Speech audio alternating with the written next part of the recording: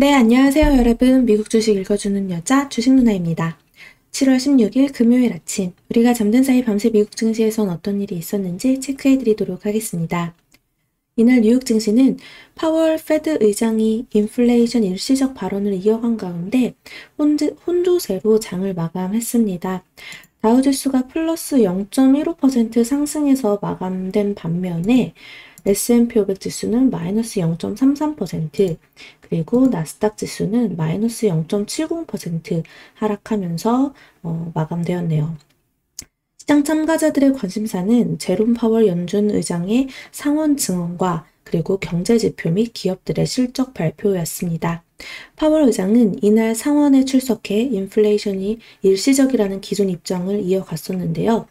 파월 의장은 이날 상원에 출석해 전일과 같은 발언을 이어갔죠. 물가 상승률이 페드의 목표치인 2%를 크게 웃돌았으나 결국 이러한 물가 상승 압박은 완화될 것이라고 언급하면서 상승세가 일시적일 거라고 밝혔습니다. 이어서 자산 매입 프로그램과 관련해 이를 축소하기 위해 페드가 제시한 기준까지는 아직 도달하지 못했다면 이에 대응하는 것은 적절하지 않다라고 언급했습니다. 다만 더 오래 지속될 경우 위험을 재평가할 것이라고 덧붙였죠. 이 같은 발언 속에 미국 10년물 국채금리가 1.3% 수준까지 낮아지는 등 국채금리가 하락세를 보였습니다.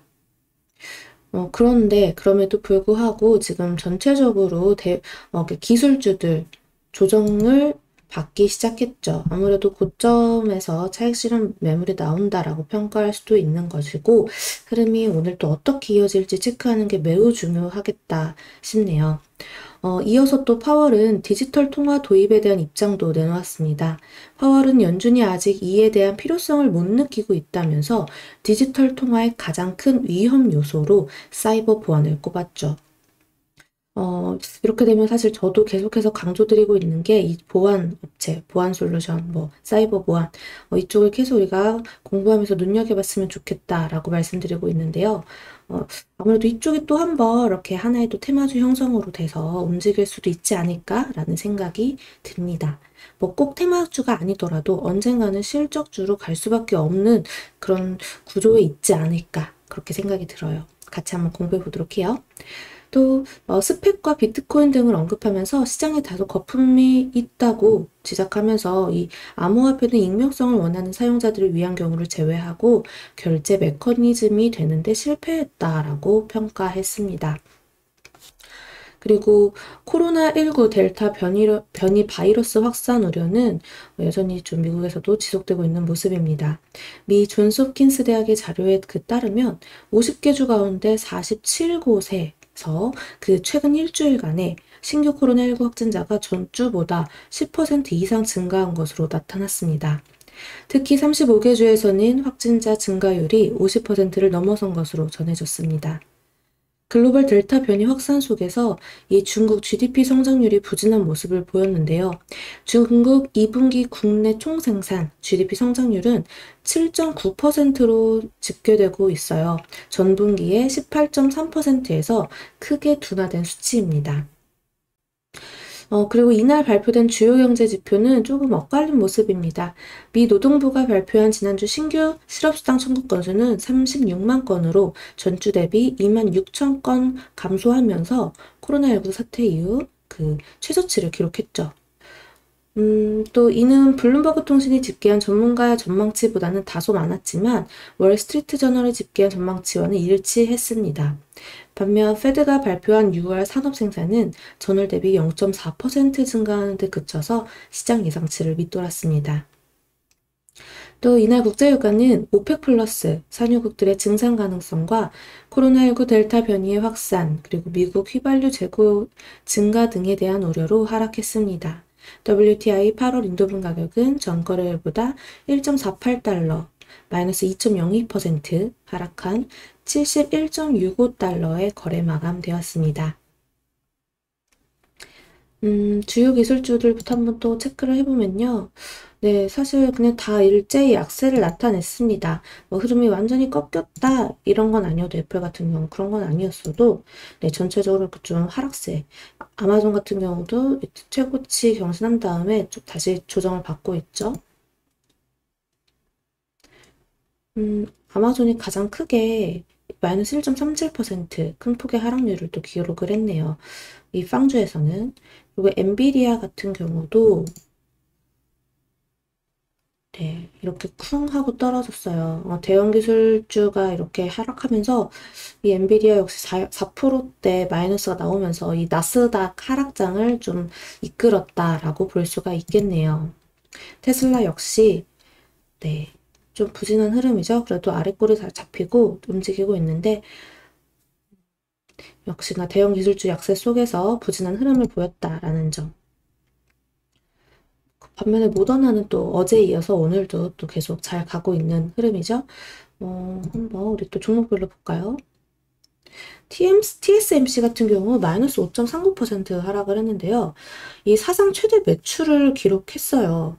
사상 최대 매출을 기록한 TSMC와 관련해서 월스트리트 저널이 TSMC의 향후 전망에 대해 보도했습니다. 앞서 대표적인 글로벌 반도체 파운드리 기업으로 자리 잡은 이 TSMC는 이날 2분기 실적을 공개했는데 주당 순이익은 0.92달러로 집계되면서 예상치를 소폭 하회했지만 매출의 경우 총 132억 9천만 달러로 전년 동기 대비 20%나 늘어났습니다. 특히 전문가들은 대만 지역에서의 가뭄 등으로 일부 생산 차질이 우려된 상황에서도 애플과 인텔, 엔비디아 등 글로벌 고객들을 상대로 놀라운 성과를 거뒀다라고 평가했습니다. 또 전 세계를 강타한 반도체 품귀 현상이 TSMC에게는 호재로 작용했을 거라며 이 2분기 자동차 제조사들에 대한 매출 부분이 전분기 대비 12%나 증가한 점을 강조했죠. 다만 이 월스트리트 저널은 TSMC가 앞으로 해결해야 될 과제가 회사의 매출 문제가 아닌 지정학적인 정치 이슈가 될 것이다 라고 전했습니다. 최근 반도체를 비롯해 여러 산업군에 대한 미중 갈등이 심해진 만큼 TSMC가 어느 쪽에 손을 들어줄지 딜레마에 빠질 수 있다는 이유에서인 거죠.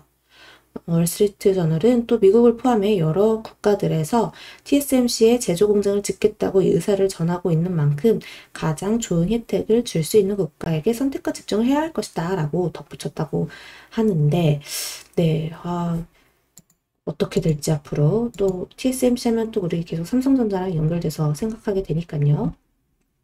흐름을 한번 계속 지켜보도록 합시다. 자, 그리고 또 체크를 계속 해볼까요? 전체적으로 좀 파란불들이 많이 나타났죠. 근데 전자상거래 부분이 최근에 계속 빠지더니 반등이 나온 종목들도 몇 가지 보이네요.